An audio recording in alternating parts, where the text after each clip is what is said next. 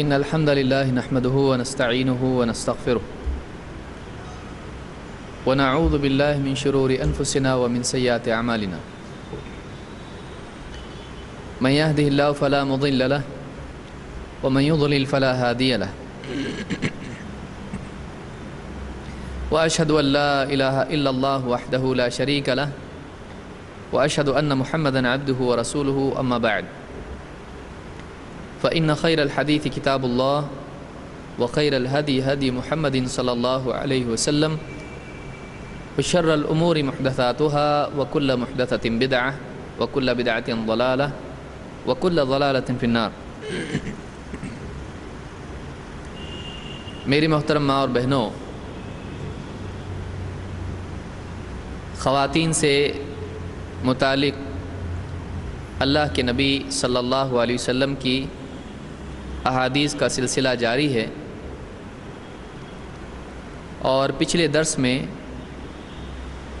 ہم نے دیکھا تھا کہ جنتی مرد کون ہیں اور جنتی عورت کون ہے،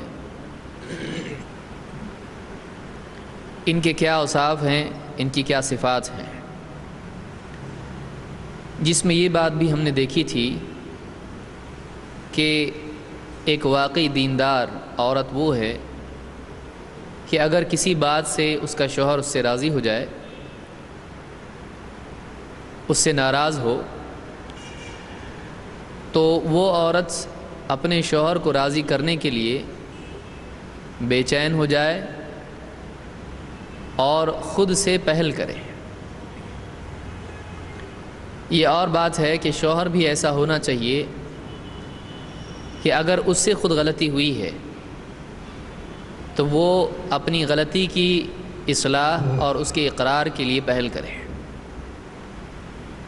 بعض اوقات غلطی شوہر کی ہوتی ہے اور وہ چاہتا ہے کہ بیوی معافی مانگے۔ یہ انا، اکڑ اور گھمنڈ کی علامت ہے کہ ایک انسان اپنے سے ہونے والی غلطی کے سلسلے میں تاخیر کرے، بلکہ اس کے مقابلے میں یہ چاہے کہ جس کے حق میں غلطی ہوئی ہے خود وہ معافی مانگے۔ یہ انسان کے تکبر کی اور اللہ سے بے خوفی کی علامت ہے کہ ایک انسان غلطی کے باوجود یہ چاہے کہ دوسرے اس سے معافی مانگے۔ لہٰذا ایک نیک عورت وہ ہے جس میں اپنی غلطی کا اعتراف کرنے کا مزاج ہو، جس میں اپنے شوہر کی ناراضگی کے سلسلے میں سنگینی کا احساس ہو۔ وہ یہ نہیں چاہتی ہو کہ اس کا شوہر اس سے ناراض ہو، بلکہ وہ خود اپنے شوہر کے پاس جا کر کہے، اس کے ہاتھ میں اپنا ہاتھ دے کر کہے کہ میں اس وقت تک کہ نیند کی لذت نہیں محسوس کر سکتی جب تک کہ آپ مجھ سے راضی نہ ہو جائیں۔ لہٰذا یہ بہت ہی اعلیٰ اور اونچے کردار کی بات ہے کہ ایک عورت واقعی صاف الفاظ میں اس بات کا اعتراف کرے کہ میری غلطی ہے، اور غلطی کا ماننا انسان کو چھوٹا نہیں کرتا ہے۔ انسان چھوٹا اس وقت ہوتا ہے جب وہ اپنے آپ کو حق سے بڑا سمجھنے لگے۔ سچائی سامنے آنے کے بعد، صحیح بات معلوم ہو جانے کے بعد، اپنی غلطی سامنے آ جانے کے بعد بھی جب ایک انسان غلطی پر اڑا رہتا ہے، وہ حق کا اعتراف نہیں کرتا ہے، تو ایسا انسان اپنے عمل سے ثابت کرتا ہے کہ میں اپنے آپ کو حق سے، سچائی سے اونچا سمجھتا ہوں، اور دنیا میں کوئی ایسا انسان نہیں ہے جو سچائی سے بھی بڑا ہو۔ اور جو انسان اس طرح کی کوئی کوشش کرتا ہے کہ وہ تکبر کی بنیاد پر حق کو نہ مانے، تو واقعی ایسا ہی انسان کمتر ہے، اللہ کے نزدیک ایسا انسان چھوٹا، گھٹیا اور برا ہے۔ لہٰذا پچھلے درس میں حدیث نمبر 12 کی تشریح ہم نے دیکھی تھی، آج ہم اس سے آگے سلسلہ جاری کریں گے۔ حدیث نمبر 13 سے آج ہم شروع کریں گے۔ عن ابی ہریرہ رضی اللہ عنہ قال قال رسول اللہ صلی اللہ علیہ وسلم والذی نفسی بیدہ ما من رجل يدعو امرأته إلى فراشها فتأبى عليه إلا كان الذي في السماء ساخطا عليها حتى يرضى عنها۔ ابو ہریرہ رضی اللہ تعالیٰ عنہ روایت کرتے ہیں کہ اللہ کے رسول صلی اللہ علیہ وسلم نے فرمایا والذی نفسی بیدہ، اس ذات کی قسم جس کے ہاتھ میں میری جان ہے، ما من رجل یدعو امرأتہ الی فراشها فتأبى علیہ، جو بھی مرد اپنی بیوی کو اس کے بستر کی طرف بلاتا ہے، فراش کی طرف بلاتا ہے، پھر وہ انکار کر دیتی ہے، الا کان الذی فی السماء ساخطا علیہا حتی یرضی، تو وہ جو آسمان پر ہے وہ اس عورت سے ناراض رہتا ہے، اس عورت پر غصہ رہتا ہے جب تک کہ اس کا شوہر اس سے راضی نہ ہو جائے۔ اس حدیث کو امام مسلم نے اپنی کتاب صحیح مسلم میں روایت کیا ہے، اور کتاب النکاح میں یہ حدیث موجود ہے۔ دین کی بعض باتیں ایسی ہیں کہ جن کے بیان کرنے میں انسان کو حیا محسوس ہوتی ہے، لہذا بہت ساری باتیں اللہ کے نبی صلی اللہ علیہ وسلم نے بیان کی ہیں، لیکن ان میں بہت ہی زیادہ تفصیل کی بجائے کنایہ کا انداز اختیار کیا ہے۔ بہت ساری باتیں ایسی ہوتی ہیں جن کے صاف صاف بیان کرنے میں انسان کو حیا محسوس ہوتی ہے، لیکن ان کا بیان کرنا ضروری ہوتا ہے، ان کا بتانا ضروری ہوتا ہے، اس لیے کہ وہ بھی دین کی بات ہے، اور زندگی کے بارے میں، اسلام کے بارے میں ہم یہ بات جانتے ہیں کہ اللہ رب العالمین نے جو دین ہم کو دیا ہے، جو شریعت ہم کو دی ہے، اس میں زندگی کے تمام معاملات ہیں، اس میں عقائد بھی ہیں، اس میں عبادات بھی ہیں، اس میں آپسی حقوق بھی ہیں، اس میں والدین اور اولاد کے معاملات ہیں، بیوی اور شوہر کے معاملات ہیں۔ لہٰذا بیوی اور شوہر کے معاملات میں بہت ساری چیزیں آ جاتی ہیں جن میں سے ہر ایک کا تذکرہ صفائی کے ساتھ میں کھل کر نہیں کیا جا سکتا، لیکن یہ بات بھی اپنی جگہ مسلم ہے کہ اگر ان باتوں کو نہ سکھایا جائے تو بیوی شوہر کے تعلقات میں بگاڑ پیدا ہو سکتا ہے۔ اس لیے کس کا کس پر کیا حق ہے، وہ کیا چیزیں ہیں جن کی وجہ سے بیوی اور شوہر کے تعلقات خراب ہوتے ہیں، وہ کیا چیزیں ہیں جن کا لحاظ کرنا ایک مرد کے لیے اپنی بیوی کے سلسلے میں ضروری ہے، اور ایک بیوی کے لیے اپنے شوہر کے لیے شوہر کے سلسلے میں غور کرنا، خیال رکھنا ضروری ہے۔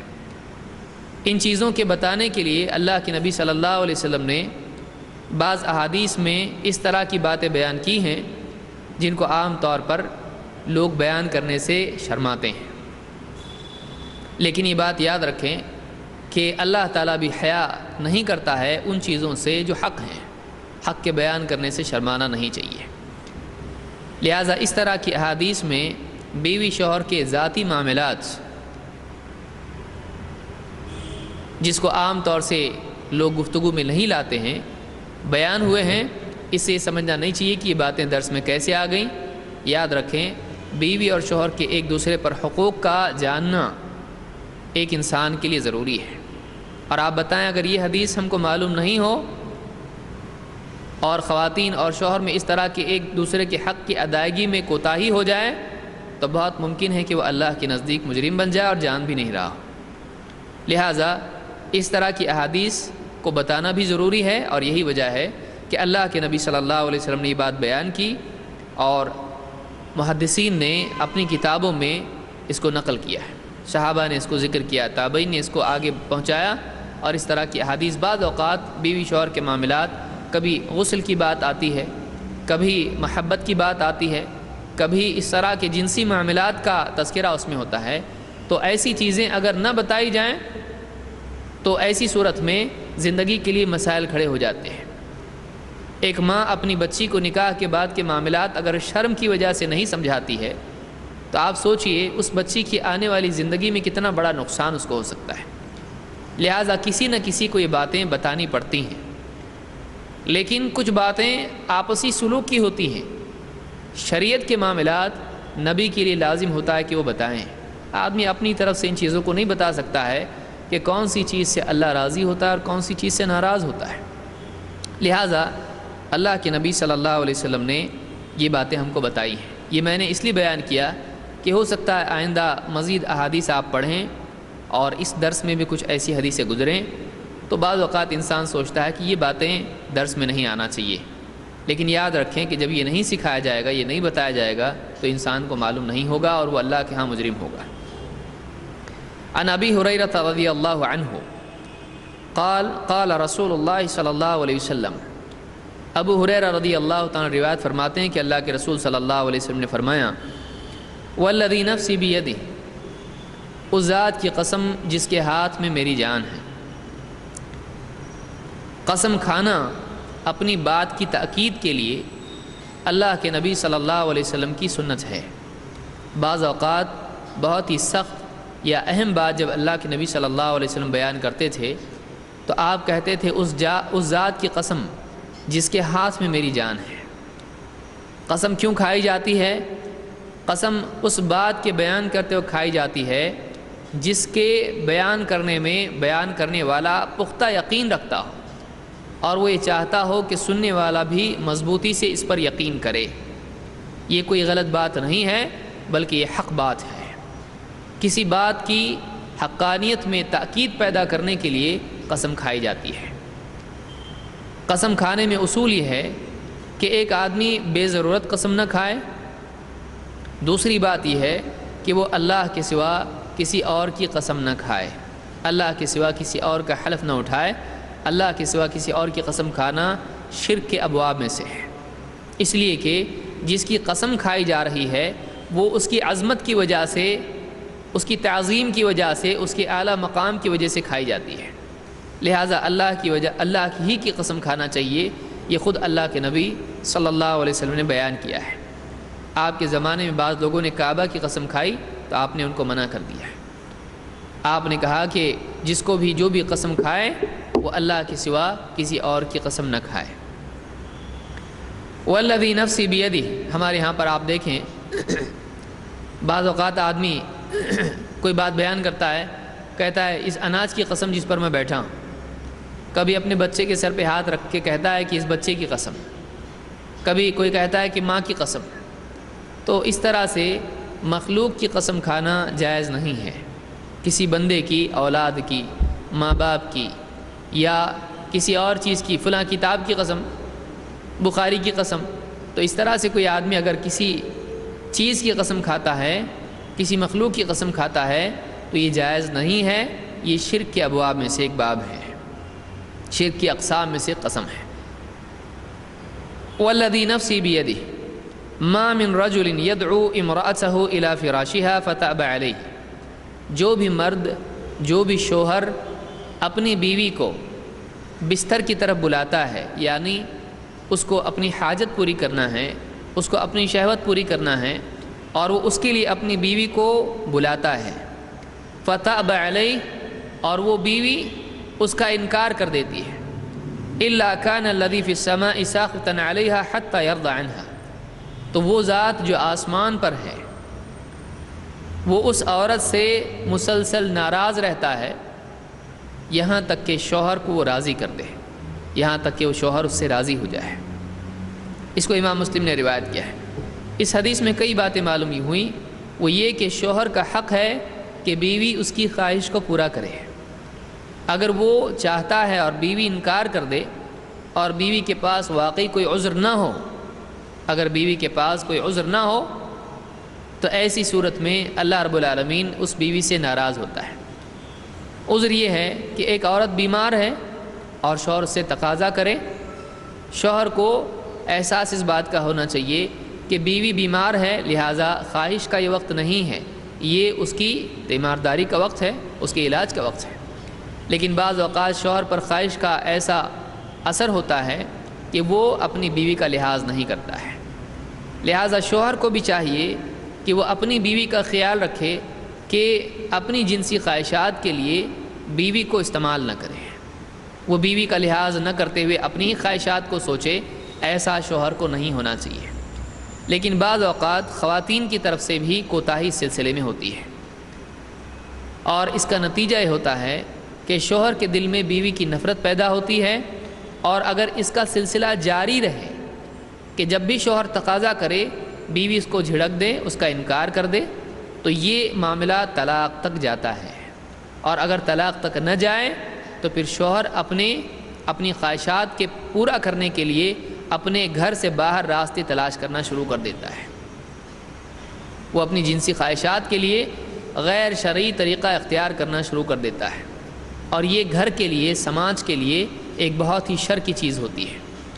لہٰذا خواتین پر اللہ کے نبی صلی اللہ علیہ وسلم نے یہ لازم کیا ہے کہ وہ اپنے شوہر کی خواہش کا خیال رکھیں۔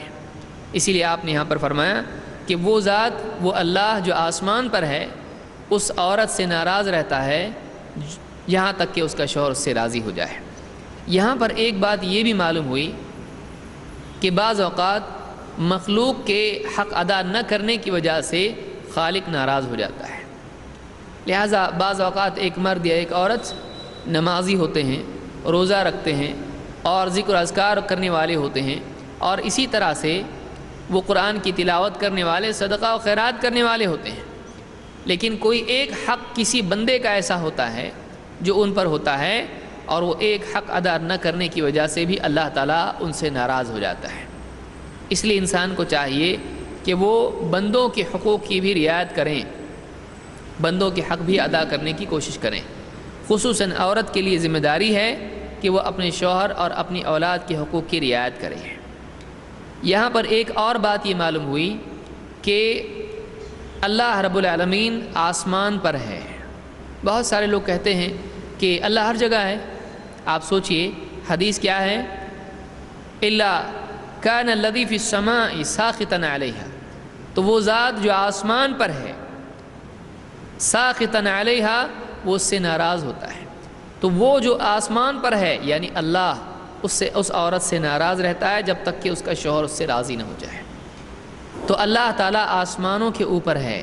اس حدیث سے یہ بھی بات معلوم ہوتی ہے کہ اللہ کے بارے میں یہ کہا گیا ہے کہ آسمان پر ہے۔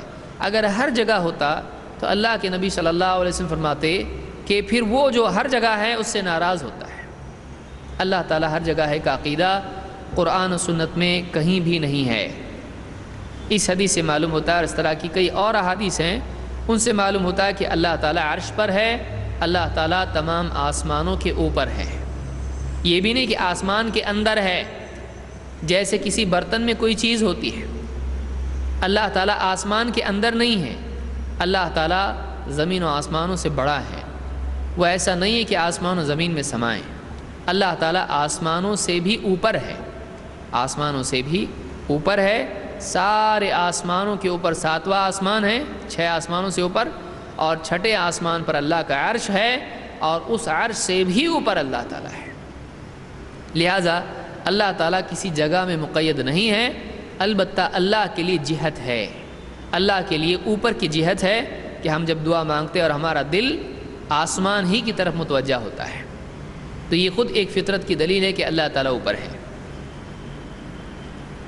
پھر اس حدیث میں یہ بھی ہے کہ اللہ تعالیٰ اس عورت سے ناراض رہتا ہے یہاں تک کہ اس کا شوہر اس سے راضی ہو جائے۔ اگر مان لیجئے کہ ایک عورت اپنے شوہر کی حاجت کو پورا نہیں کرتی ہے لیکن شوہر اس کو معاف کر دیتا ہے، تو اس حدیث سے یہ بھی معلوم ہوتا ہے کہ اللہ کی ناراضگی اس کے شوہر کی ناراضگی کے ساتھ متعلق ہے، کیونکہ اس نے اس شوہر کا حق ادا نہیں کیا۔ اگر شوہر سمجھدار ہو اور اپنی بیوی کا حق، اپنی بیوی کے سلسلے میں اپنا حق وہ معاف کر دے، تو اللہ تعالیٰ اس سے ناراض نہیں ہوگا، اس لیے کہ اس نے اپنا خود حق معاف کر دیا ہے۔ لیکن عورت کو چاہیے کہ وہ اپنے اوپر کوئی حق باقی نہ رکھے۔ لہٰذا اس حدیث سے یہ بات معلوم ہوتی کہ بعض چیزیں چھوٹی دکھائی دیتی ہیں لیکن وہ اللہ کو ناراض کرنے والی ہوتی ہیں۔ بعض چیزیں ایسی ہوتی ہیں کہ جو عام زندگی میں معمولی سمجھی جاتی ہیں، لیکن یہ چیز اللہ کے نزدیک ناراض کرنے والی ہوتی ہے۔ کئی زندگیاں اس کی وجہ سے تباہ ہو جاتی ہیں، لہٰذا یہ بات بھی یاد رکھنے کی ہے، اس کو لحاظ رکھا جائے، اس کا لحاظ رکھا جائے۔ آئیے آگے بڑھتے ہیں۔ اب عورت کا مرد پر کیا حق ہے؟ معاویہ القشیری رضی اللہ عنہ کی ایک حدیث ہے، عن معاویۃ القشیری قال قلت یا رسول اللہ ما حق زوجۃ احدنا علیہ۔ کہتے ہیں معاویہ القشیری رضی اللہ عنہ، میں نے کہا کہ اللہ کے رسول، ہماری بیویوں کا ہم پر کیا حق ہے؟ قال ان تطعمها اذا طعمت وتكسوها اذا اكتسيت او اكتسبت ولا تضرب الوجه ولا تقبح ولا تهجر الا في البيت۔ قال ابو داود ولا تقبح ان تقول قبحك اللہ۔ آئیے دیکھتے ہیں حدیث میں کیا باتیں بیان ہوئی ہیں۔ معاویہ القشیری فرماتے ہیں، میں نے اللہ کے رسول صلی اللہ علیہ وسلم سے پوچھا، ما حق زوجۃ احدنا علیہ، ہماری بیوی کا ہم پر کیا حق ہے، ہماری بیویوں کا ہم پر کیا حق ہے۔ دیکھیے اس سے یہ بات معلوم ہوتی ہے کہ صحابہ اپنی بیویوں کا بھی اپنے اوپر حق مانتے تھے۔ آج کے مرد عام طور سے بیوی کو کھلونے کی طرح سمجھتے ہیں، اور وہ بعض اوقات ان کو اپنے غلام بلکہ پالتو جانور کی طرح سمجھنے لگ جاتے ہیں۔ جو کام چاہا ان سے کرا لیا، جو حکم چاہا ان کو دے دیا، اپنی خواہشات ان سے پوری کر لیں، اور ان کو انسان کی حیثیت بھی دینے کے لیے تیار نہیں ہوتے۔ اگر کھانا پسند نہیں آیا، برتن اٹھا کے پھینک دیا۔ اگر کوئی بات ان کی پسند نہیں آئی، کوئی بات انہوں نے نہیں مانی، کچھ سوال پوچھ دیا، منہ پر تماچا لگا دیا۔ کچھ بہت زیادہ ناراض ہو گئے، فوراً دھمکی دے دی طلاق کی، فوراً چھوڑ کے آ گئے میکے میں، اور پھر وہیں پڑی رہی ہو۔ آپ دیکھیے اس طرح کا معاملہ یہ مرد کے لیے مناسب نہیں ہے۔ صحابہ کیسے تھے؟ صحابہ اللہ کے نبی صلی اللہ علیہ وسلم کے پاس آتے اور آپ سے نہ صرف عبادات کے مسائل بلکہ ایک بندے کا دوسرے پر کیا حق ہے یہ بھی پوچھتے تھے۔ اسی لیے صحابیار کہا کہ اے اللہ کے رسول، ہماری بیویوں کا ہم پر کیا حق ہے؟ معلوم ہوا کہ بیوی کا بھی حق شوہر پر ہوتا ہے، یہ نہیں کہ آدمی ہی کا حق عورت پر ہے، عورت کا بھی حق اس کے شوہر پر ہے۔ اللہ کے نبی صلی اللہ علیہ وسلم نے جواب دیا، ان تطعمها اذا طعمت، اس کا حق تجھ پر یہ ہے کہ جب تو کھائے تو اسے بھی کھلائے، تو بھی کھا اسے بھی کھلا۔ وتكسوها اذا اكتسيت او اكتسبت، اور جب تو خود اپنے لیے کپڑے پہنے بنائے اس کے لیے بھی بنا، یا جب تو کمائے تیرے پاس اچھا خاصا پیسہ آئے تو اس کے لیے کپڑے بنا۔ ولا تضرب الوجه، اور اس کے چہرے پر مت مار، اس کے چہرے پر مت مار، تماچا مت لگا۔ ولا تقبح، اور اس کو برا ہونے کی بد دعا نہ کر۔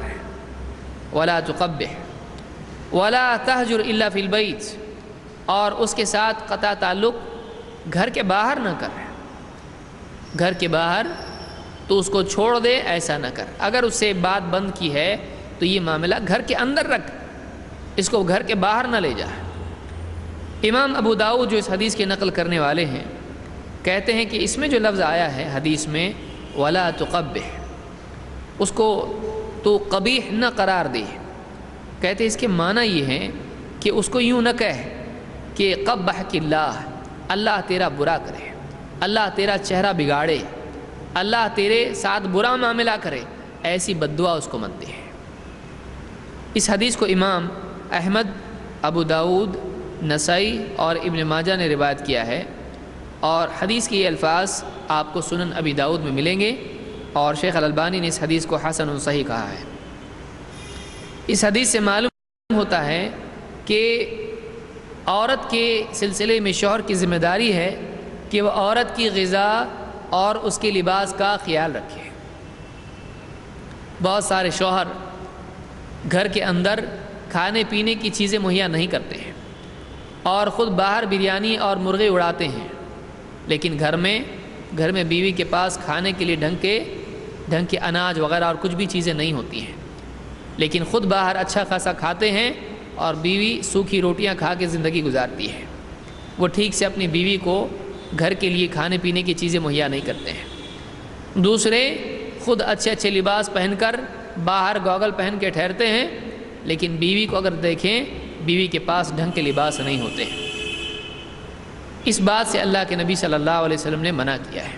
عورت کا حق ہے کہ شوہر اس کو کھلائے پلائے اور اس کو اچھے کپڑے پہنائیں، جو اس کی طاقت ہے پہنائیں۔ یہ دونوں چیزیں بیوی کا حق ہے۔ یہ صرف اتنا حق ہے ایسا نہیں ہے، لیکن یہ بنیادی ضروریات ہیں۔ وہ کھائے گی پیے گی نہیں تو اس کے جسم کا معاملہ کمزور ہو جائے گا۔ اگر اس کے پاس ڈھنگ کا لباس نہیں ہوگا تو اپنے ساتھ اٹھنے بیٹھنے والی عورتوں میں وہ ذلیل ہوگی کہ اس کا شوہر اس کو پسند نہیں کرتا ہے۔ یہ فقیر اور تنگ دستی والی ہے، کیونکہ ایک انسان بعض اوقات غریب ہوتا ہے لیکن وہ اچھے خاصے کپڑے پہنتا ہے تاکہ ان کپڑوں کے ذریعے سے اپنے فقر و فاقے کو، اپنی لوگوں کے سامنے اپنی عزت کو بچائے رکھے۔ عام طور سے ایک آدمی دوسرے کی غربت اور محتاجی اس کے لباس کو دیکھ کر پہچانتا ہے۔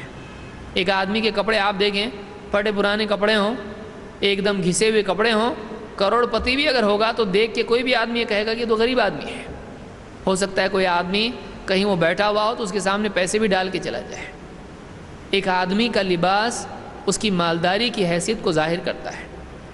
لہٰذا یہ ایک طریقہ ہوتا ہے کہ ایک انسان اچھے کپڑے پہنے اور ان اچھے کپڑوں کے ذریعے سے اپنے فقر کو چھپائے، اپنی غریبی کو چھپائے، تاکہ دوسروں کے سامنے وہ مانگنے کی صورت پیدا نہ ہو۔ ایک آدمی ہے ایسے کپڑے پہن رہا ہے کہ لوگ اس کو دیکھ کے سوچ رہے ہیں، جوتیاں پہن رہا ہے تو پھٹی ہوئی جوتیاں ہیں، اور کپڑے پہن رہا ہے تو پھٹے ہوئے کپڑے پہن رہا ہے۔ اب لوگ دیکھ کے کہیں گے شاید یہ بہت غریب ہے، اس کو کچھ دیکھنا چاہیے، دینا چاہیے۔ اور کبھی کسی کے ذہن میں یہ بھی بات آ سکتی ہے کہ یہ آدمی چاہتا ہے کہ اپنی غربت کا اظہار کر کے ہم سے کچھ مانگے، شاید یہ مانگنا چاہتا ہے، چاہے یہ خاموش زبان سے ہم سے سوال کر رہا ہے۔ تو شوہر کو چاہیے کہ وہ اپنی بیوی کے طعام اور اس کے لباس کا خیال رکھے۔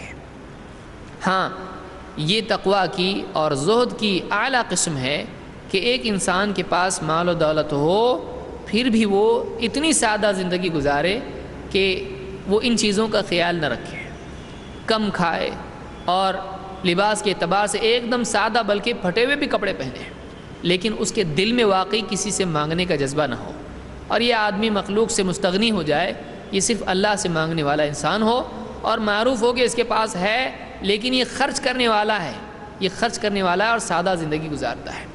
سلف میں ایسے حضرات بھی ہم کو ملیں گے، صحابہ میں بھی ہم کو ایسے لوگ ملیں گے۔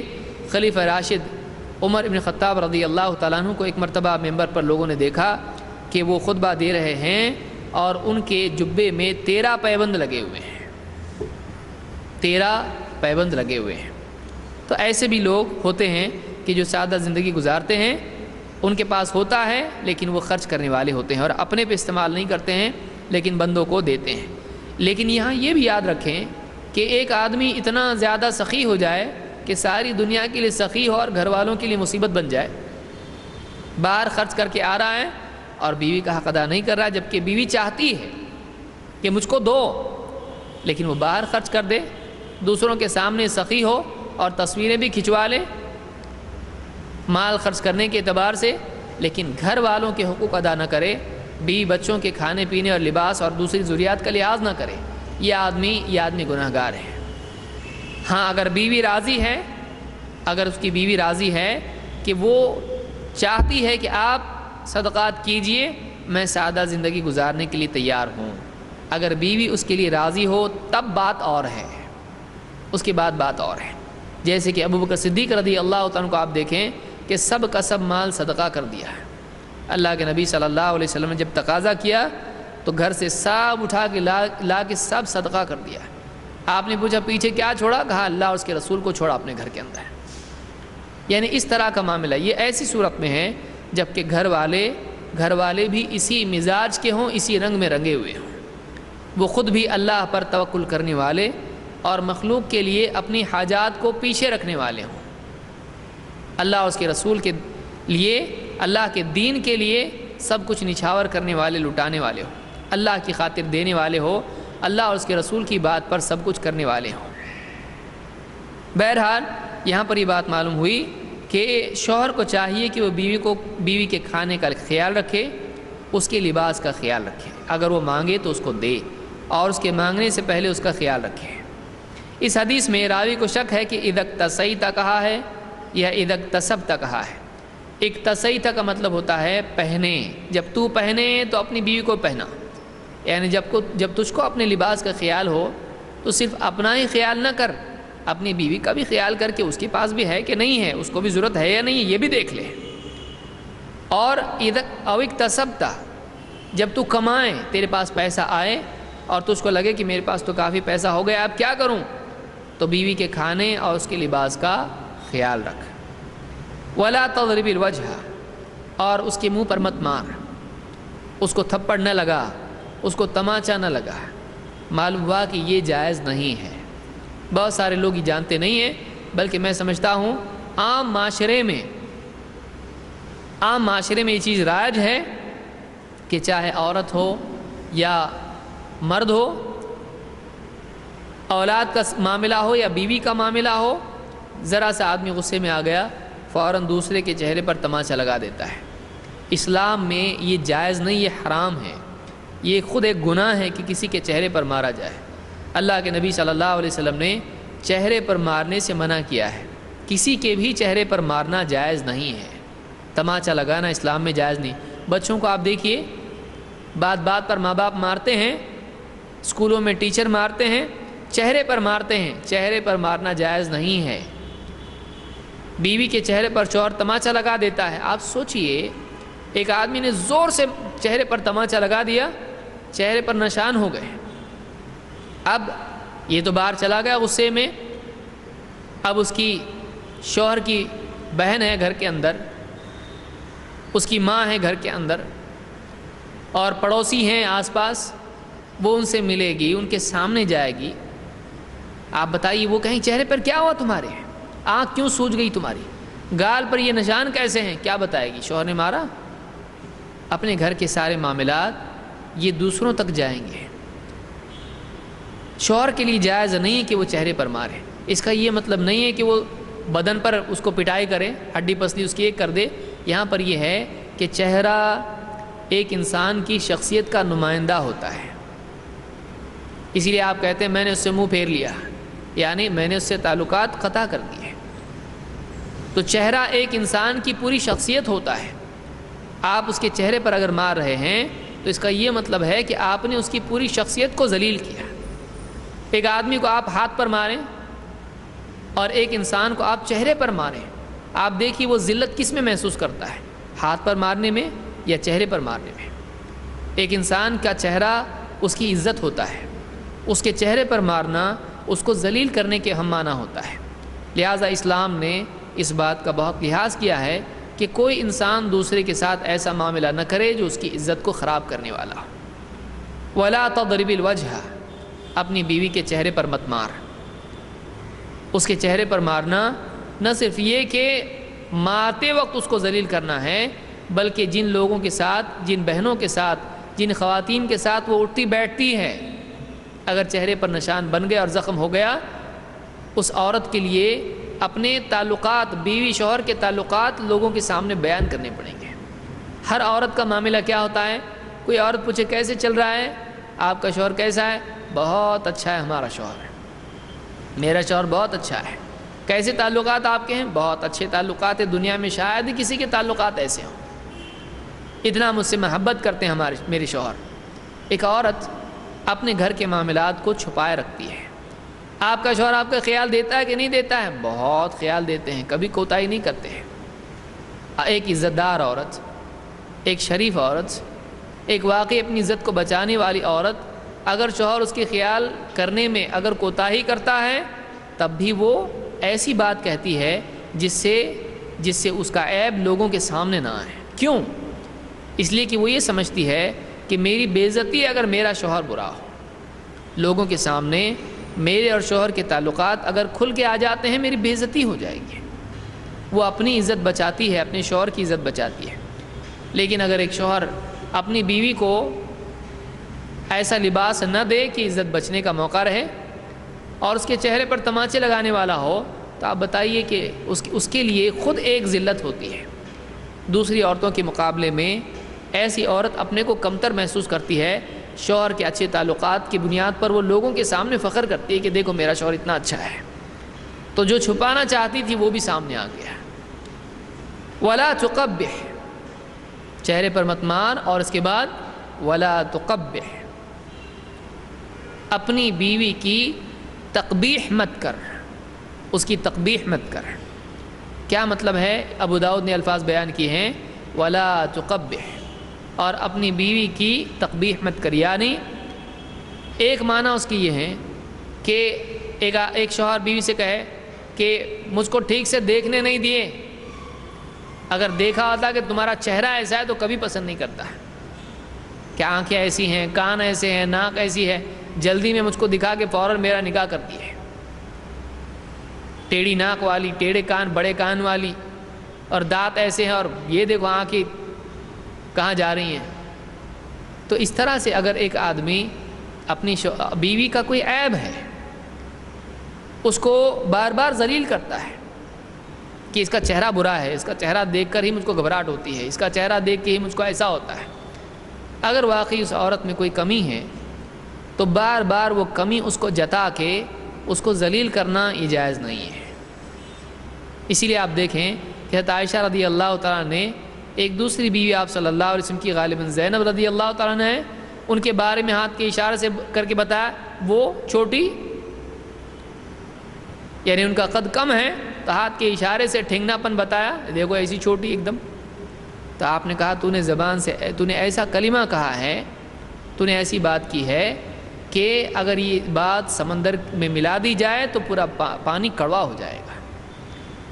تو ایک انسان اپنی زبان سے کسی کا جسمانی عیب بیان کرے اور اس بنیاد پر اس کو ذلیل کرنے کی کوشش کرے تو یہ جائز نہیں ہے۔ کیوں؟ اس لیے کہ یہ اس پر اعتراض نہیں ہے، یہ اللہ پر اعتراض ہے۔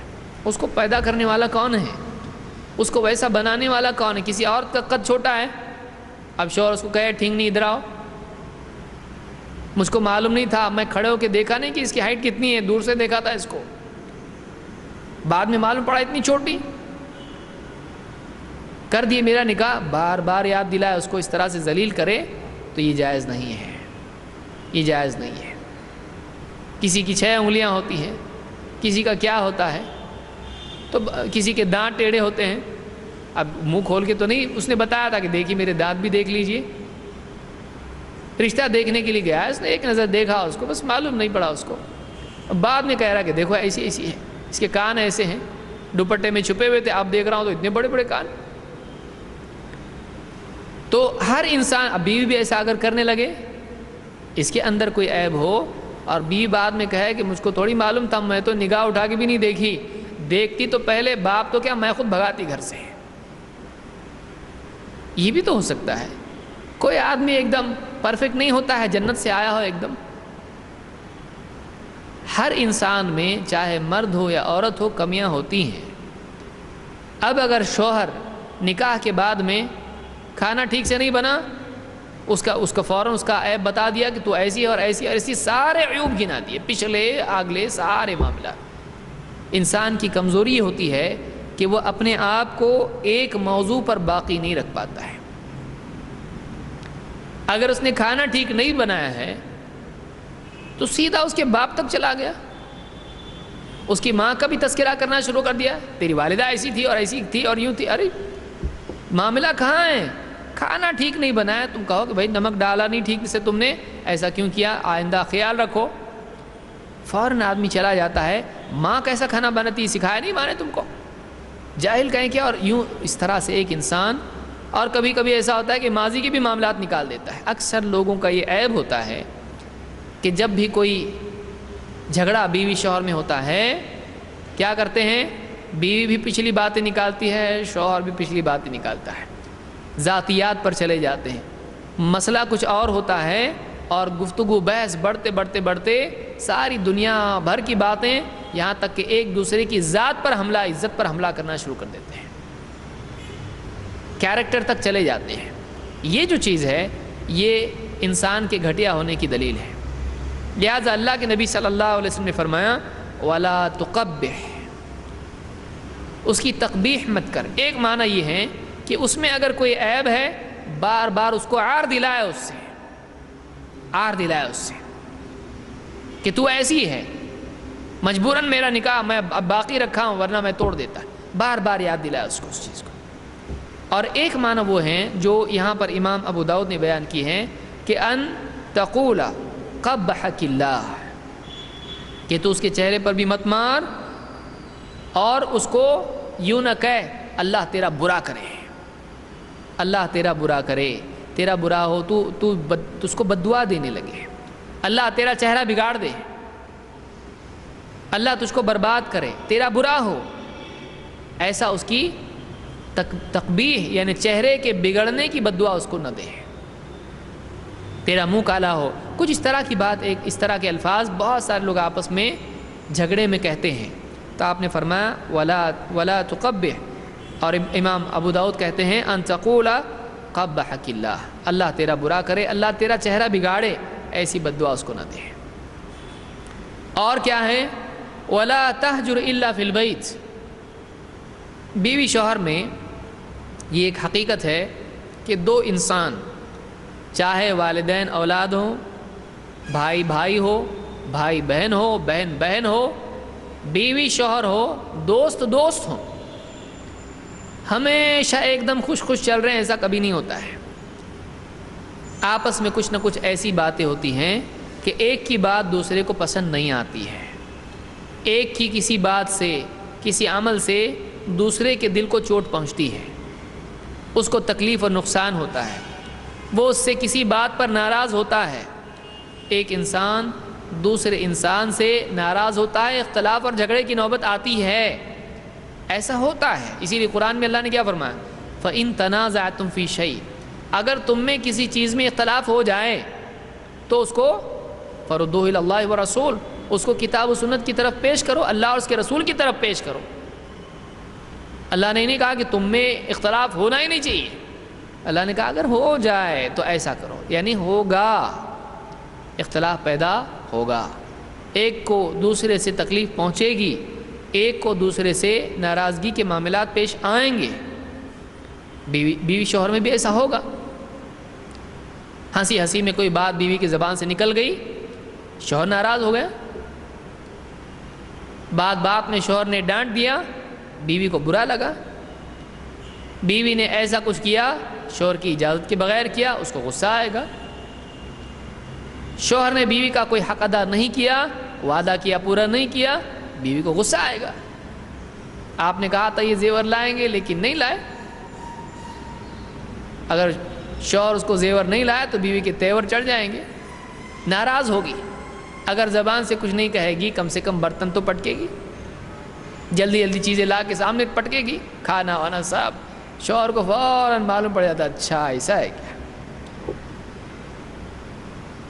ایسا ہوگا کہ بیوی شوہر کے آپسی معاملات میں ایک دوسرے سے کچھ ایسی بات ہو جائے گی کہ ایک دوسرے سے ناراض ہوں گے، ایسی صورت میں گھر کے جھگڑے کو پوری بستی میں لانے کی ضرورت نہیں ہوتی ہے۔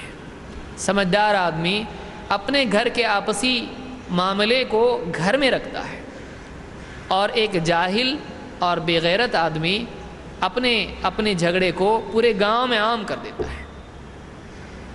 کتنے لوگ ہیں آپ دیکھیں گے کہ بیوی سے ناراض ہیں، رات میں 12-1 بجے ہیں، گھر میں شور شرابہ کر دیا، گالیاں بکرا ہے بیوی کو، پورے گاؤں کو، پوری بستی کان لگا کے کھڑکیوں میں سے سن رہی ان کا کیا چل رہا ہے۔ یہ اپنے ذاتی معاملات کو ساری دنیا کے سامنے رکھنا ہے، بلکہ بعض اوقات نوبت یہاں تک آتی ہے کہ بارش ہو رہی ہے اور بیوی سے ناراض ہو گیا، غصے میں آ کر بیوی کو اور بچوں کو باہر کر دیا، اور بچے اور بیوی باہر ٹھٹرے کھڑے ہیں دروازے پر، اور یہ اندر جو ہے سگریٹ کا دھواں بنا رہا ہے، سزا کے طور پر باہر کھڑا، اور بستی آنے جانے والا دیکھ رہا ہے کیا ہوا ان کو،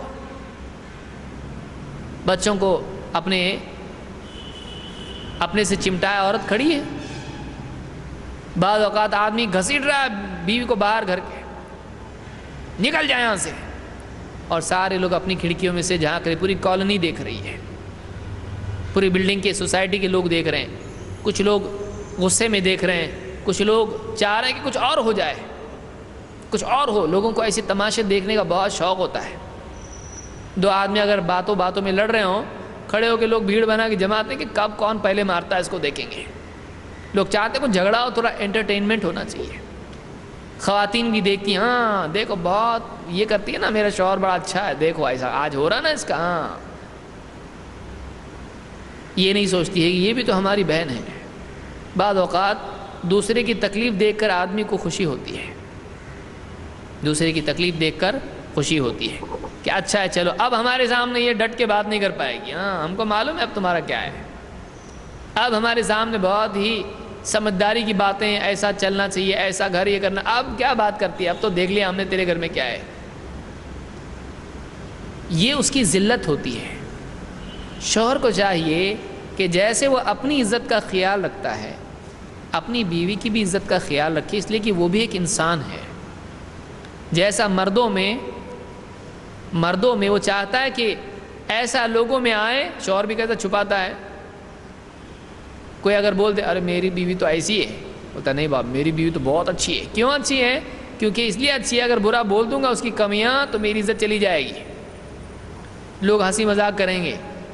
اگر بتا دے کہ بھائی دیر سے گیا میری بیوی ڈانٹتی ہے مجھ کو، لوگ سب ہنسیں گے، تو آدمی بعض اوقات جھوٹ بھی بولتا ہے۔ میری بیوی تو میرے انتظار میں بیٹھی رہتی، اونگتی رہتی، دیوار کو ٹیک کے بیٹھتی، جب جاتا ہوں تب کھانا دیتی ہے، پھر سوتی ہے۔ حالانکہ معاملہ ایسا کبھی نہیں بھی ہوتا ہے۔ چپکے سے جاتا ہے، کنڈی کھولتا ہے اور بند کرتا ہے، آواز تک نہیں کرتا ہے، برتن کے بھی آواز نہیں کرتا ہے، ڈر کے چپ چپ آ کے چپ چپ اپنے لحاف میں غائب ہو جاتا ہے، آ کے سو جاتا ہے۔ کیوں؟ بیوی جاگ جائے گی تو اب آ رہے ہیں، یہ وقت ہے آنے کا۔ تو بعض شوہر بھی جو ہیں اتنے احتیاط کرنے والے ہوتے ہیں، لیکن لوگوں کے سامنے جب آدمی بیان کرتا ہے، کیسا کہتا ہے، میں ایک ڈانٹ دیا تو بیوی کانپنے لگ جاتی ہے، حالانکہ معاملہ الٹا ہوتا ہے، کانپتا یہ ہے۔ کیوں ایسا کرتا ہے؟ اس لیے ایسا کرتا ہے کہ وہ چاہتا ہے کہ میری عزت سماج میں بنی رہے، دوستوں میں میرا ایک ترا رہے، دوستوں کے بیچ میں میرا ایک ترا امتیاز رہے، میں الگ، میرا معاملہ الگ ہے۔ بیوی کے لیے نہیں سوچتا ہے، بیوی کے لیے بھی تو یہ بات ہے، وہ بھی تو 4 عورتوں میں بیٹھتی ہے، وہ بھی تو اپنے رشتہ داروں میں جاتی ہے، اس سے بھی تو لوگ پوچھتے ہیں کیسا چل رہا ہے تمہارا شوہر، کیسا ہے، کیسے تعلقات ہیں تمہارے، لوگ اس کی طرف دیکھتے ہیں۔ اب یہ اگر اپنے گھر کے معاملات کو اور بیوی سے ناراضگی کو اور بیوی کے ساتھ معاملے کو پورے گاؤں میں عام کر دے، پوری بستی میں اس کو ظاہر کرے، آپ سوچئے اس بیوی کی عزت کیا ہوگی کہ ایک آدمی ایک عورت کو ڈانٹ دے اور پورے بستی سنے، سسرال میں اس کے فون کر کے اس کو ڈانٹے اور سارے لوگ سن رہے ہیں اور اس کا چہرہ اترا ہوا ہے اور رو رہی ہے وہ فون کے اوپر، فون پہ وہ رو رہی ہے، اس کو رلا رہا ہے، ڈانٹ کے اس کو طلاق کی دھمکیاں دے رہا ہے اس کو، اور وہ رو رہی ہے، اور گھر والے اس کی بہنیں دیکھ رہی ہیں، اس کے بھائی کی بیویاں اس کو دیکھ رہی ہیں، اور ان کے سامنے یہ بیچاری گئی ہے اپنے میکے میں آئی ہے اور فون پر رو رہی ہے، اس کو سمجھا رہی ہے ایسا نہیں ہے، ایسا نہیں ہے، اور وہ ڈانٹ رہا ہے۔ آپ سوچئے اس کی عزت باقی رہے گی؟ اب فون جب وہ رکھے گی اور ان سے نگاہ ملا پائے گی، اپنے ماں باپ کو نگاہ ملائے گی ان سے، ان کو کتنا دکھ ہوگا۔ تو ایک چیز یہ بھی ہے کہ شوہر کو چاہیے کہ اگر کسی بات سے وہ بیوی سے ناراض ہے تو وہ اس معاملے کو 4 دیواری کے اندر رکھے، گھر کے معاملے کو بازار میں نہ لے جائے، گھر کے معاملے کو ساری دنیا میں عام نہ کرے، اس کو لوگوں کے لیے تماشا نہ بنائے۔ یہ بہت سمجھداری کی بات ہے۔ اور اس میں کیا صرف عورت کی عزت ہے؟ اس میں اس کا بھی عزت کا معاملہ ہے۔ اگر عورت کی بے عزتی ہوگی تو کیا اس کی نہیں ہوگی؟ یہ کھڑے ہو کے بول سکتا ہے ہم بالکل کامیاب جوڑا ہیں؟ نہیں ہے، یہ نہیں بول سکتا، یہ خود دوسروں کے آگے سر جھکا کے چلنا پڑے گا اس کو۔ تو یہ کچھ باتیں ہیں جو ایک کامیاب زندگی کے لیے اصول ہیں۔ کیا ہیں؟ نمبر 1، شوہر اپنی بیوی کے کھانے کا خیال رکھے، اس کی صحت کا خیال رکھے، اس کی بھوک پیاس کا خیال رکھے۔ 2، اس کے لباس کا خیال رکھے، اس لیے کہ اس کی عزت ہے۔ 3، اگر ناراض ہو چہرے پر نہ مارے۔ بیوی کو شوہر ڈانٹ سکتا ہے، یہ بھی نہیں اب بیوی یہ کہنے لگے دیکھیے آج کے بعد مجھ کو ڈانٹنا بھی نہیں، تو یہ بات صحیح نہیں ہے۔ اس لیے کہ شوہر بیوی کے اوپر قوام ہے، اور اگر بیوی سے کچھ واقعی غلطی ہوتی ہے تو شوہر کو اختیار ہے کہ وہ اس کو ڈانٹے۔ اب بیوی کہے یہ تو برابری نہیں ہوئی، یہ ہونا چاہیے کہ بیوی سے غلطی ہوئی تو شوہر ڈانٹے، اور شوہر سے غلطی ہوئی تو بیوی بھی ڈانٹے، تو یہ صحیح نہیں ہوگا، کیونکہ شوہر کے ماتحت بیوی ہے، بیوی شوہر کو نہیں ڈانٹ سکتی ہے۔ اگر آپ اس کو ناانصافی کہیں تو آپ اپنے بچوں کو اجازت دیجیے کہ وہ بھی آپ کو ڈانٹیں۔ کیا آپ یہ اجازت دیں گے اپنی اولاد کو؟ اس لیے کہ یہاں پر حفظ مراتب کا معاملہ ہے، لوگوں کا مرتبہ جو اللہ نے رکھا ہے اس کا لحاظ کرنا ضروری ہے۔ آپ بتائیے کوئی اولاد اگر ماں باپ کو ڈانٹنا شروع کر دے تو ماں باپ کو اچھا لگے گا؟ چاہے غلطی ہوئی ہو، وہ کہیں گے ہم سے غلطی بھی ہوئی تو تم نے ہم کو ڈانٹنا نہیں چاہیے، تم ہماری اولاد ہو۔ ماں باپ الگ ہیں، اولاد الگ ہے، مرتبہ ہے ان کا، ان کو ڈانٹنا نہیں ہے۔ تو لہٰذا مرتبے کے اعتبار سے دیکھا جائے تو بیوی کو شوہر ڈانٹے گا، اور ڈانٹ سکتا ہے، بہتر ہے کہ سمجھائے، لیکن ڈانٹ بھی سکتا ہے۔ صحابہ اپنی بیویوں کو ڈانٹتے تھے غلطیوں پر، لیکن بیوی شوہر کو ڈانٹنے لگے یہ نہیں ہو سکتا ہے، ایسا نہیں ہونا چاہیے۔ بعض بیویاں بڑی مصیبت ہو جاتی ہیں شوہروں کے لیے، تو یہ بھی خیال رکھیں کہ آج کل کے اس دور میں عورت کے حقوق عورت کو اتنے معلوم ہو گئے ہیں کہ ذمہ داریاں بعض اوقات وہ پس پش ڈال دیتی ہے، اور ان حقوق کے معلوم ہونے کی وجہ سے شوہر کے لیے مصیبت ہوتی ہے۔ فون آتے رہتے ہیں لوگوں کے، بھائی ایسا ایسا ہے، فلاں نے ٹی وی پر دیکھا کہ بیوی کے یہ حقوق ہیں، اب بیوی سردرد بنی ہوئی ہے۔ ایسا معاملہ اگر حقوق کا مطالبہ عورت کرنا شروع کر دے اور دلیل کرنے لگے تو یاد رکھیں کہ اس سے نکاح کمزور ہوتا ہے۔ بعض اوقات دلیل مضبوط ہوتی ہے، لیکن اس مضبوط دلیل کی وجہ سے نکاح کا رشتہ کمزور ہو جاتا ہے۔ دھیرے دھیرے اس عورت کی حجت کی وجہ سے، بار بار شوہر سے بحث کرنے کی وجہ سے، بار بار اپنے حقوق کا جھنڈا لہرانے کی وجہ سے شوہر کے اور اس کے تعلقات خراب ہو جاتے ہیں۔ زندگی ایڈجسٹمنٹ کا نام ہے، اپنے حقوق کے لیے نعرے لگانے کا نام نہیں ہے۔ زندگی ایڈجسٹمنٹ کا نام ہے۔ تو یاد رکھیں کہ شوہر اپنے حقوق کا بھی خیال رکھے اور اس کو میں معاف کرتا رہے، اور جو عورت پر اس کے حق ہیں ان کو کامیابی کے ساتھ پورا کرتا رہے۔ تو اس کو بد دعا بھی نہ دے، اور اگر کوئی اختلاف ہوتا ہے تو اس اختلاف کو گھر میں باقی رکھے، اس کو عام نہ کرے۔ آئیے آگے بڑھتے ہیں۔ حدیث نمبر 15، عن ابی ہریرہ رضی اللہ عنہ عن النبی صلی اللہ علیہ وسلم قال اذا كان عند الرجل امرأتان فلم يعدل بينهما جاء يوم القيامة وشقه ساقط۔ یہ حدیث دو بیویوں والے کے لیے ہے۔ اس بات کو یاد رکھیں، پہلی چیز کہ کیا اسلام میں ایک سے زیادہ نکاح کرنا جائز ہے؟ تو بلا شبہ اللہ رب العالمین نے قرآن کریم میں اس بات کی گنجائش رکھی ہے کہ اگر ایک آدمی چاہے تو ایک سے زیادہ نکاح کر سکتا ہے۔ اللہ تعالیٰ نے خود قرآن کریم میں فرمایا فَانْكِحُوا مَا طَابَ لَكُم مِّنَ النِّسَاءِ مَثْنَى وَثُلَاثَ وَرُبَاعَ، تمہاری اپنی پسند کی عورتوں سے تم نکاح کرو، 2 2 3 3 4 4، یعنی 2 بیویاں 3 بیویاں 4 بیویاں، 4 تک کی گنجائش ہے، ایک آدمی 4 نکاح کر سکتا ہے۔ لیکن آگے اللہ تعالیٰ نے کیا فرمایا؟ وَإِنْ خِفْتُمْ أَلَّا تَعْدِلُوا فَوَاحِدَةً، اگر تمہیں اس بات کا ڈر ہو کہ تم دونوں میں انصاف نہیں کر پاؤ گے، ایک سے زیادہ بیویوں کے درمیان عدل نہیں کر پاؤ گے، فواحدتاً، تو پھر ایک ہی نکاح کرنا ہے۔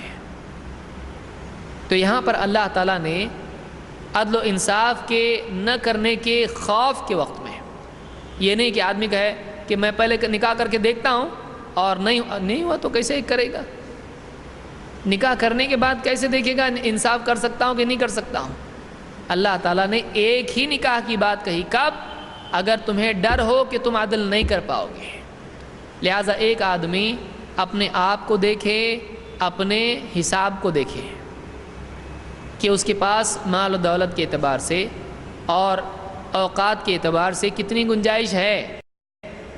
آج ڈھنگ سے ایک آدمی ایک بیوی کے لیے وقت نہیں دے پاتا ہے اور ایک بیوی کے حقوق ادا نہیں کرتا ہے، ایک بیوی کی ضروریات پوری کرتے کرتے اس کو پسینہ آنا شروع کرتا ہے، پسینے میں آنسو بھی آ جاتے ہیں۔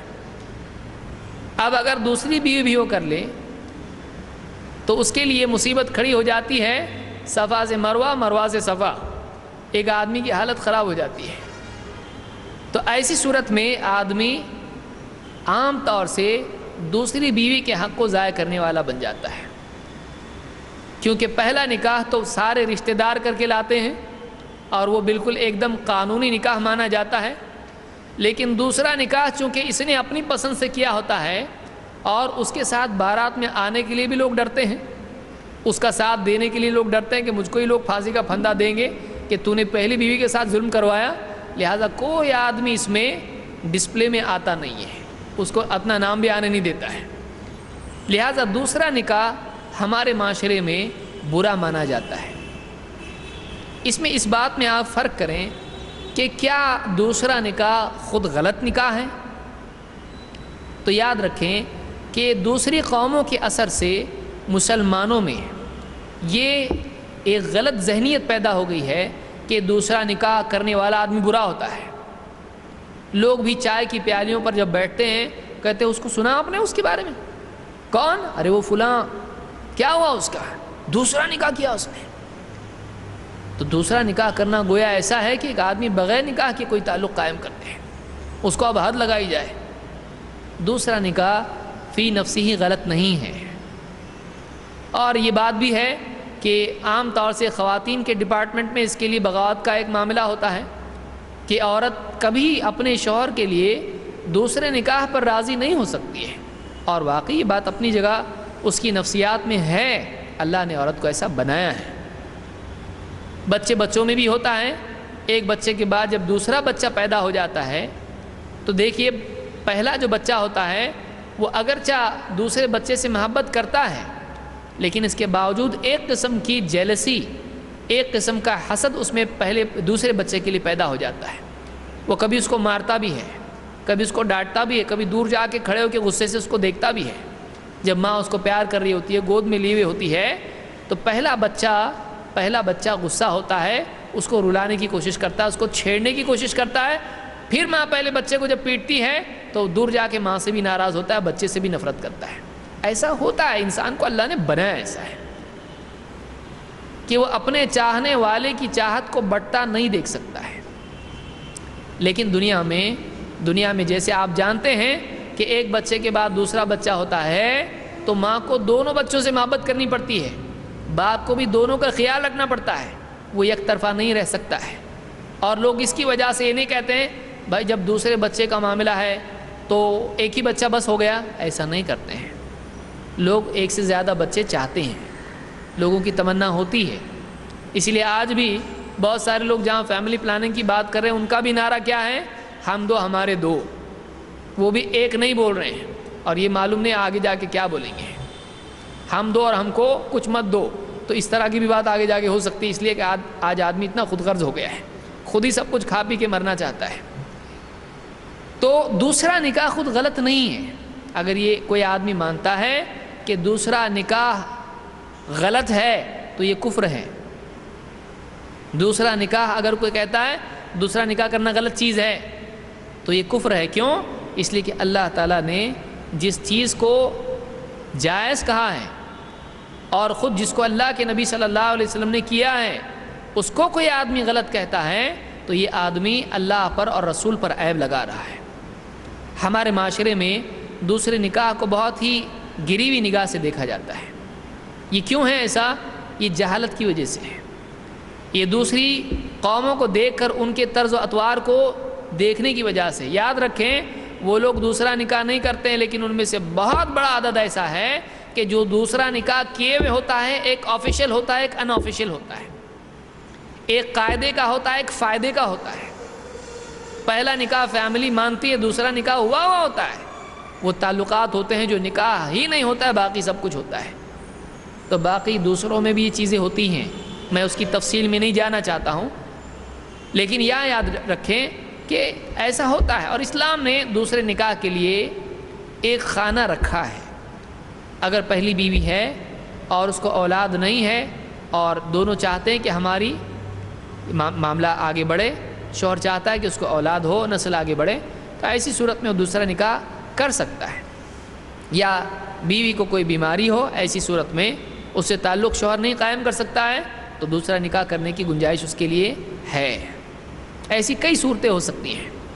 یا بہت مالدار ہیں اور پہلی بیوی کے سلسلے میں شوہر بہت عدل کرنے والا ہے، اگر وہ دوسرا نکاح کرتا ہے کہ کوئی گھر بس جائے، واقعی کہیں ایسی ضرورت پیش آتی ہے اور نکاح کرتا ہے، کوئی حرج نہیں، تو اس میں کوئی حرج نہیں ہے۔ لیکن ہمارے یہاں کے مرد پہلی بیوی کے ساتھ ڈھنگ سے انصاف اور عدل نہیں کر پاتے ہیں، دوسری بیوی جب آتی ہے تو دونوں پر تو ظلم کرتے ہی، اپنے آپ پر بھی ظلم کرنا شروع کر دیتے ہیں، ان کی زندگی خراب ہو جاتی ہے۔ اس لیے میں عام طور سے مردوں کے لیے مشورہ دوں گا اس سلسلے میں کہ وہ جب تک کہ پہلی بیوی کو راضی نہیں کرتے ہیں اور اس کی سمجھداری کا پورا اعلانیہ طور پر وہ اپنی سمجھداری کا اظہار جب تک کہ نہیں کرتی ہے، اور جب تک کہ یقین نہ ہو کہ ہر اعتبار سے دونوں کا معاملہ حل ہو جائے گا، جب تک کہ یقین نہ ہو وہ دوسرا نکاح نہ کرے۔ بہت سارے لوگ پوچھتے ہیں فون پہ بھی کہ کیا پہلی بیوی کو بتانا ضروری ہے؟ پہلی بیوی کو بتانا ضروری ہے؟ تو ان کو جواب میں یہ کہنا پڑتا ہے کہ شریعت میں تو ضروری نہیں ہے، لیکن مصیبت سے بچنے کے لیے ضروری ہے۔ کیونکہ ایک آدمی جب چھپ کے نکاح کرتا ہے، بعد میں جو اس کو حیران کیا جاتا ہے، پہلے بیوی حیران کرتی ہے، پہلی بیوی، اور اس کے بعد سارے رشتہ دار اس کو بیچ میں بٹھا کے گول دائرہ بنا کے اس کا سب مل کے حساب لیتے ہیں، کیا کیا، کیوں کیا ایسا، اور وہ پھر ایسا اپنی صفائی دیتا ہے گویا کہ بہت بڑی غلطی اس نے کی ہے۔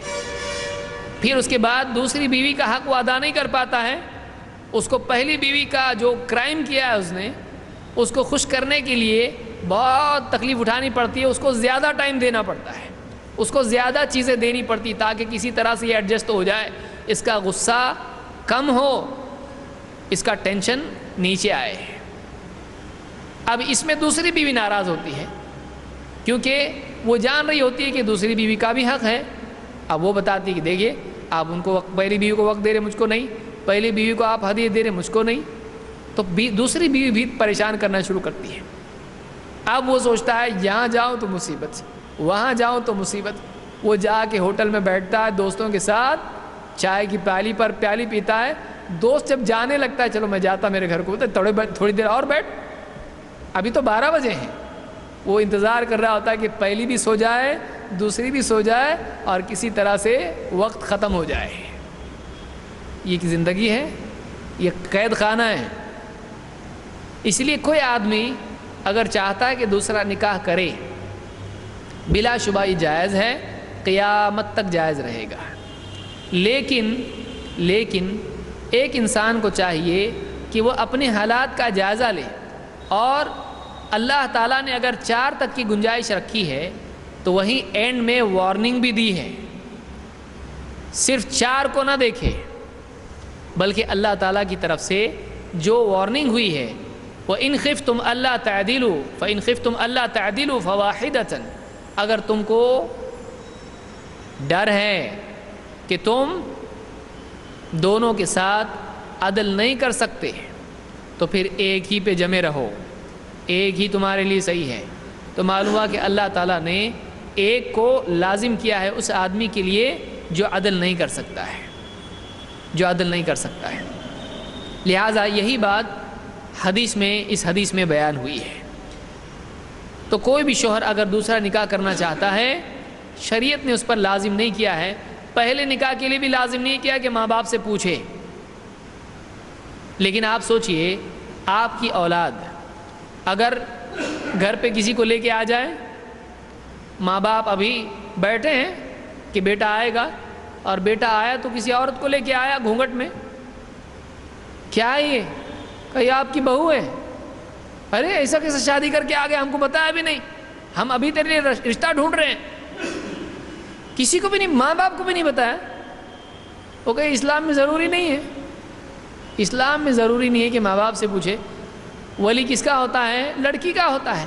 گواہ کون ہے؟ گواہ دوست بھی ہو سکتے ہیں۔ نکاح کون پڑھایا؟ قاضی صاحب۔ مہر میرے جیب میں تھے پیسے، 4-5 ہزار پہلی تنخواہ میں دے کے آ رہا ہوں مہر میں، ہو گیا نکاح۔ اس میں باپ کی اجازت کا تذکرہ ہی نہیں ہے لڑکے کے لیے۔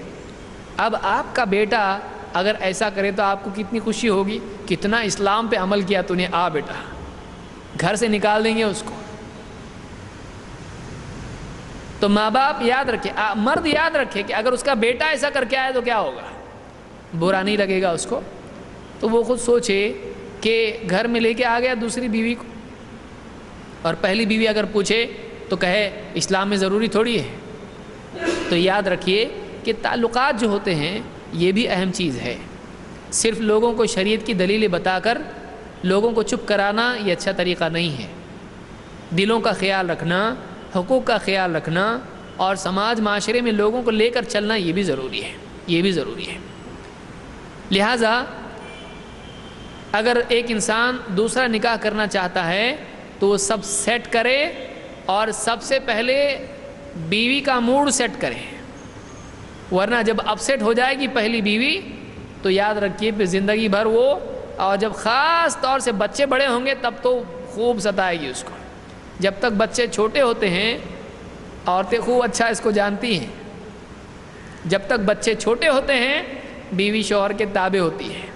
جب بچے بڑے ہو جاتے ہیں اور باپ کے کندھے اور بچوں کے کندھے دونوں ملنے لگ جاتے ہیں، اب اگر باپ شرارت کرتا ہے تو بیوی کو کچھ بولنے کی ضرورت نہیں ہوتی ہے، بیوی کے اشارے پر بچے باپ کو کونے میں بٹھا دیتے ہیں۔ یہ عام دنیا کا قاعدہ ہے۔ لہٰذا مرد کو چاہیے کہ وہ اپنے فیوچر کو سامنے رکھ کے اپنے حال میں فیصلے لے۔ یہاں پر یہ ساری بیویاں ایسی نہیں ہوتی ہیں، عام طور سے ایسی ہوتی ہیں۔ اس حدیث میں 2 بیویوں کے سلسلے میں ایک وعید آپ صلی اللہ علیہ وسلم نے ذکر کی ہے، اس صورت میں کہ ایک آدمی عدل نہ کرے۔ ابو ہریرہ رضی اللہ عنہ فرماتے ہیں کہ اللہ کے نبی صلی اللہ علیہ وسلم نے فرمایا، اذا كان عند الرجل امرأتان، ایک آدمی اگر اس کے پاس 2 بیویاں ہوں، فلم يعدل بينهما، اگر وہ دونوں کے بیچ میں عدل نہیں کرتا ہے، اگر دونوں کے درمیان عدل نہیں کرتا ہے، وقت کے اعتبار سے، کھلانے پلانے کے اعتبار سے، اور لباس کے اعتبار سے، اور ان کی ذمہ داریوں کے اعتبار سے، اگر دونوں کو دونوں کا حق نہیں دیتا ہے تو کیا ہوگا؟ جاء یوم القیامت وشقہ ساقط، قیامت کے دن وہ اس حال میں آئے گا کہ اس کے دھڑ کا، اس کے جسم کا ایک حصہ گرا ہوا ہوگا۔ یعنی جیسے پیرالسس میں ہوتا ہے، جیسے جسم میں سے ہوا نکل جاتی ہے اس کو پیرالسس ہوتا ہے، ایک حصہ اس کا ساقط ہوگا، اس کا آدھا دھڑ بے جان جیسا ہوگا، کیونکہ اس نے اپنے آدھے کا خیال رکھا، آدھے کا نہیں رکھا۔ ایک بیوی کا خیال رکھا اور دوسری بیوی کا خیال نہیں رکھا، تو گویا کہ اس کا آدھا دھڑ قیامت کے دن ساقط ہوگا۔ تو وہ شقہ ساقط، اس کا جسم لکوا جس کو کہتے ہیں بہت سارے لوگ، اس کے جسم کو لکوا مارے گیا، اس طرح کا لفظ استعمال کرتے ہیں، اس کو پیرالسس کہتے ہیں۔ تو اس کو اس طرح سے بیماری ہو جائے گی، یعنی اس طرح کی حالت اس کے جسم کی ہوگی۔ اس کو امام ترمذی اور حاکم نے روایت کیا ہے، اور یہ حدیث صحیح ہے۔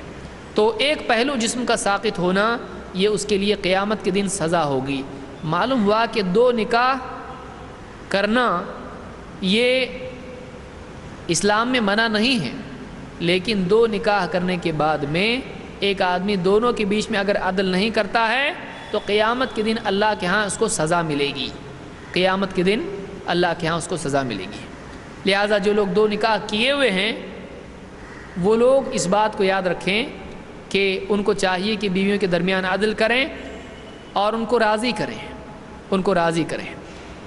اگر ایک بیوی اپنا حق معاف کر دیتی ہے تو شوہر کے لیے یہ سزا نہیں ہے۔ مثلا باری کے اعتبار سے ایک بیوی کے ہاں ایک دن ہے، دوسری کے ہاں دوسرا دن ہے، یہ تفصیل کسی اور درس میں ہم دیکھیں گے کہ کیا حقوق ہیں ایک دوسرے کے سلسلے میں، چونکہ عام یہاں پر خاندان ایسے نہیں ہوتے اس لیے تفصیل میں نہیں جا رہا ہوں۔ اگر ایک بیوی کہے کہ ٹھیک ہے آپ، جیسے اللہ کے نبی صلی اللہ علیہ وسلم کی بیویوں میں سے حضرت سودا نے اپنی باری معاف کر دی تھی، انہوں نے اپنی باری ہبا کر دی تھی حضرت عائشہ کو کہ اللہ کے نبی صلی اللہ علیہ وسلم میرے والے دن میں بھی حضرت عائشہ کے ہاں رہیں، کیونکہ اللہ کے نبی صلی اللہ علیہ وسلم کو حضرت عائشہ سے بہت محبت تھی اور آپ کی چاہت تھی کہ آپ کے ہاں رہیں، تو انہوں نے اپنی باری چھوڑ دی تھی۔ تو لہٰذا اپنی باری یا اپنی چاہتیں اگر ایک عورت چھوڑ دے اور اپنے حق کا مطالبہ چھوڑ دے تو شوہر پر کوئی گناہ نہیں ہوتا ہے۔ دنیا میں بھی ایک آدمی کا قرضہ اگر دوسرے پر ہے، اگر وہ اس کو معاف کر دے تو یہ آدمی قیامت کے دن اللہ کا مجرم نہیں ہوگا۔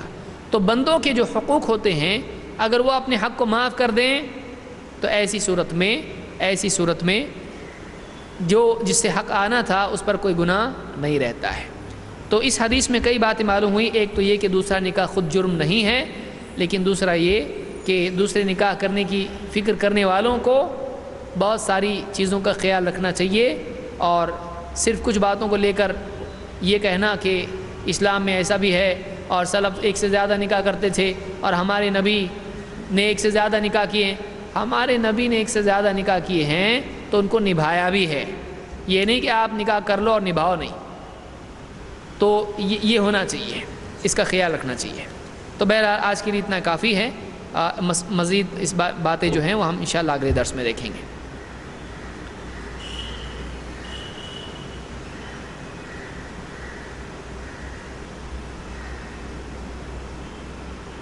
یہاں پر سوال ہے کہ عن ابی ہریرہ ان رسول اللہ صلی اللہ علیہ وسلم قال تفتح ابواب الجنة یوم الاثنین ویوم الخمیس فیغفر لكل عبد لا يشرك بالله شيئا الا رجل كانت بينه وبين اخيه شحناء فيقال انظروا هذين حتى يصطلحا انظروا هذين حتى يصطلحا انظروا هذين حتى يصطلحا۔ 3 مرتبہ ایک روایت میں آیا ہے، اور یہ انظروا ہے کہ ہر پیر کے اور جمعرات کے دن اللہ کے ہاں جنت کے دروازے کھول دیے جاتے ہیں، اور ہر بندے کے لیے اس میں مغفرت کا فیصلہ ہوتا ہے جو اللہ کے ساتھ شرک نہیں کرتا ہے، سوائے اس شخص کے، ان 2 لوگوں کے جن کے درمیان آپس میں جھگڑا یا کینہ کپٹ ہو، ایک دوسرے کے لیے جھگڑا ہو، شحنا جھگڑے کو کہتے ہیں۔